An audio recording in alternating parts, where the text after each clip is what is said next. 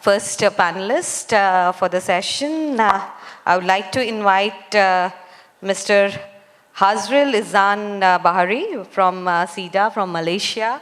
And Sir has implemented a project on P2P trading on blockchain with the Power Ledger using the technology, and they have done it in 2 phases. So we'd like request Mr. Hazril to please share your experience and details about the project and your experience implementing it. Thank you so much. Thank you very much. Good afternoon, everybody. Thanks to ISGF for inviting me for this session. My name is Hazril Izan.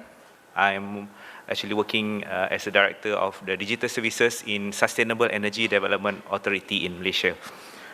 Today, I'm going to share about our pilot project of the P2P, which currently is actually still ongoing, and we are still actually looking into, especially on the commercial side of the impact. Okay, so just some introduction of current situation in Malaysia.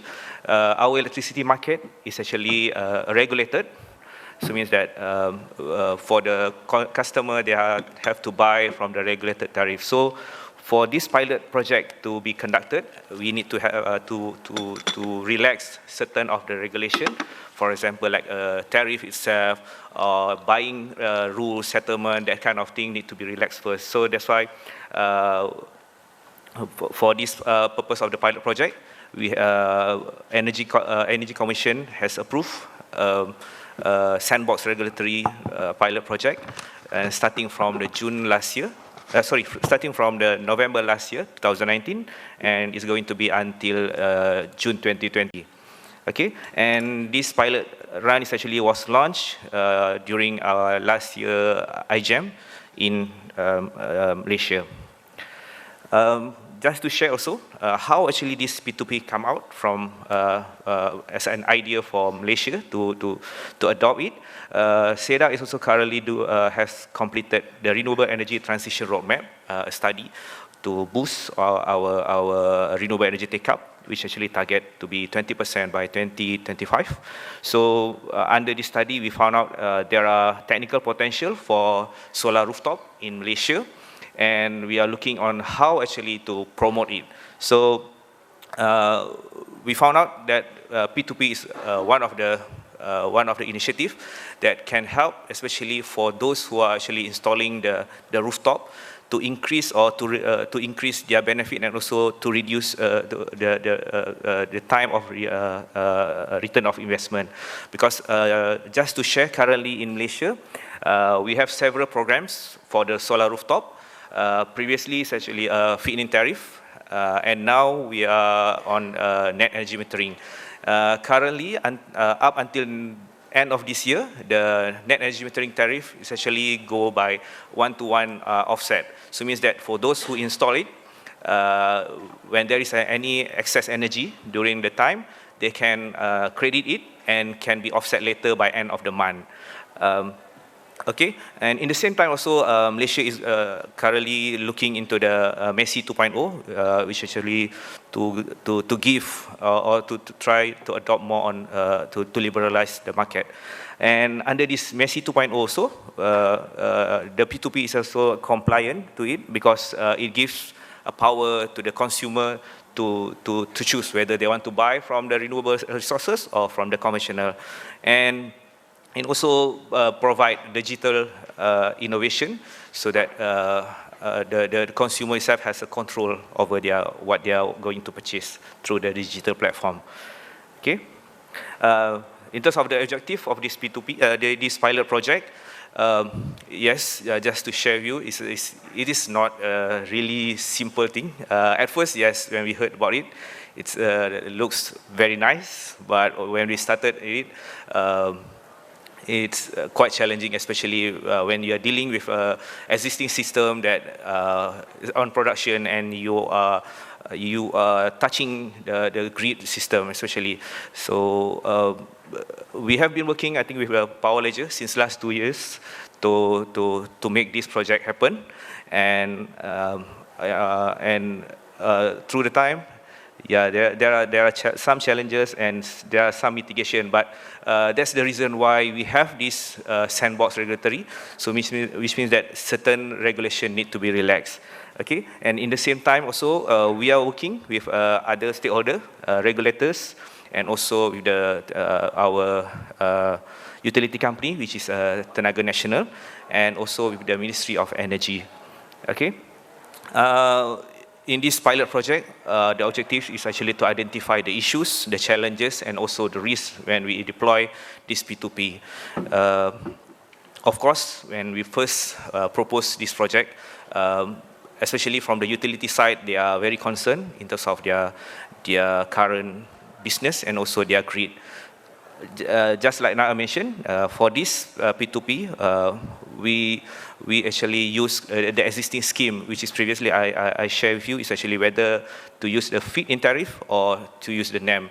The feed-in tariff seems not feasible because it is actually paid with higher price, and we finally use only for the net energy metering. So under this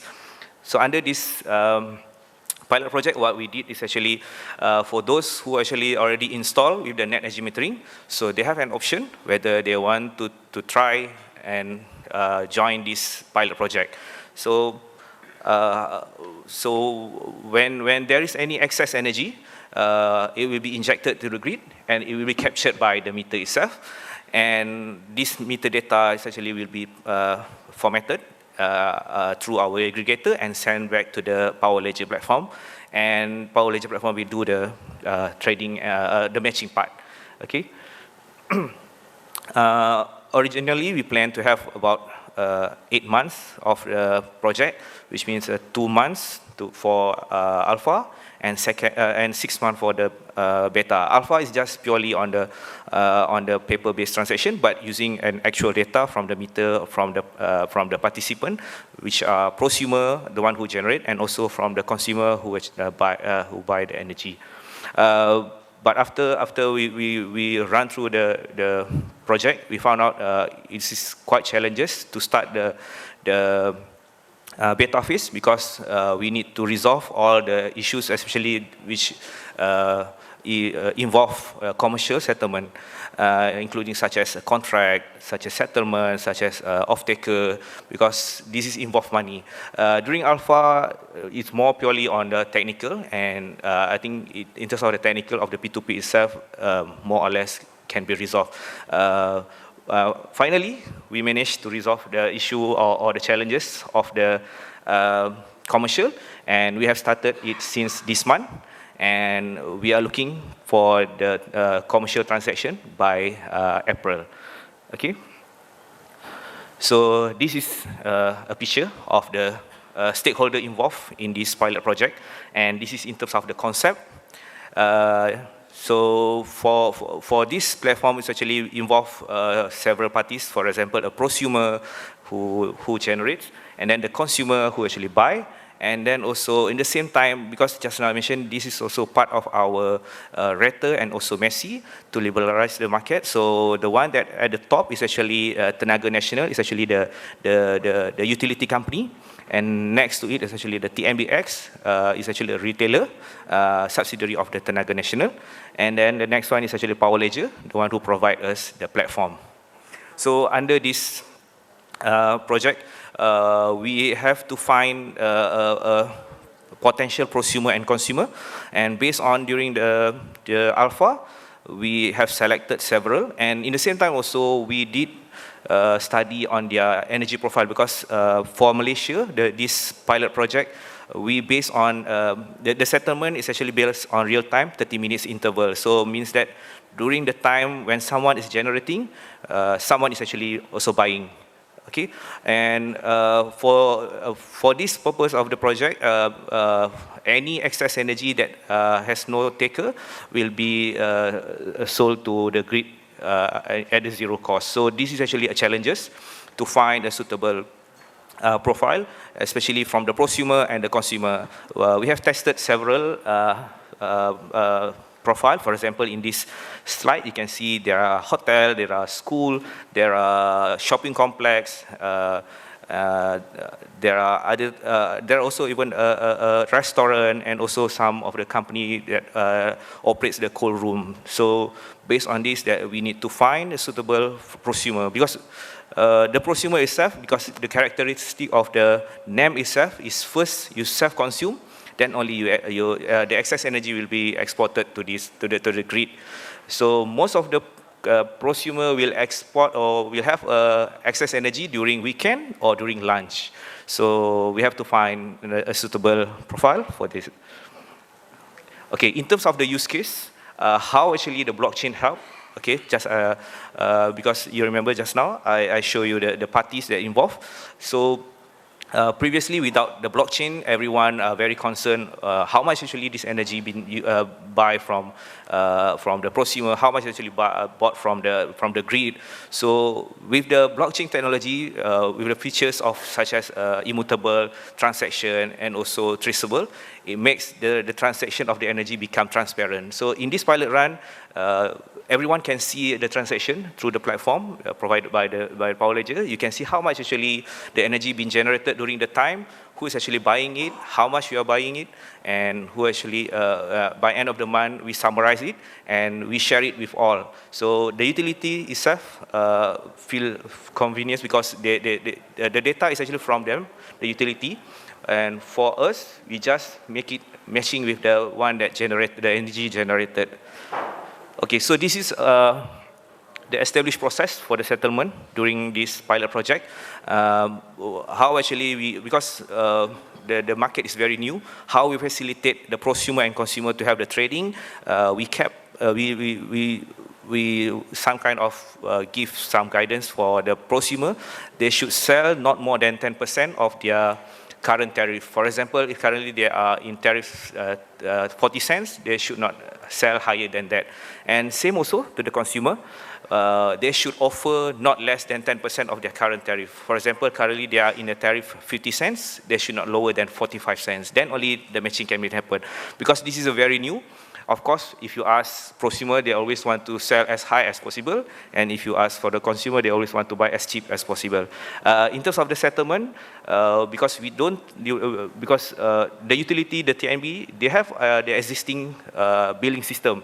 And it is not easy or cheap to make a modification. So how actually we facilitate? We do the settlement in a manual process by using a credit notes. So end of the month, we process, and then in the same time, because of the trading is actually utilizing the grid of it's actually owned by TNB. So Energy Commission has approved 6.3 cents ringgit Malaysia for the interim. So any kilowatt being traded is going to be imposed with 6.3 cents to the utility for the utility. Okay. So end up, there is also actually another, normally there are another fees that will be included. For example, retailer fees, platform fees, that kind of fees that may be possible. But for this pilot project, we only impose for the system access charges only. Okay, so key takeaway to share with you all. Based on our RETA study, we found out, we identify that P2P is one of the initiatives that can help to increase the take-up for the PV rooftop. Since November 2019, after we launched our pilot project, we have been approached by more than 30 companies to participate or to offer or to learn from this pilot project. And the key point of using this, because especially when we try to explain, especially to the utility, to the regulators, they are always asking what is the benefit of this blockchain to them. So maybe just to share, it's actually provide the immutable and transparent for energy transaction, so everyone can get a trust because you can see it, it's transparent here. And at the same time also, it reduces the cost to trade. For example, the contract itself, even the conventional one, how actually you will impose certain thing. But with the blockchain, you have a capability to make a certain features like a smart contract. And also with this also increase the trust of parties involved. Okay, I think that's all. Thank you very much. Thank you so much, Mr. Hazril. And congratulations on being the front runners in implementing and testing the technology on P2P. And I think there is a lot to learn from you, and we have a lot of questions for you, which we'll hold on till the end of the session and come back to you with that.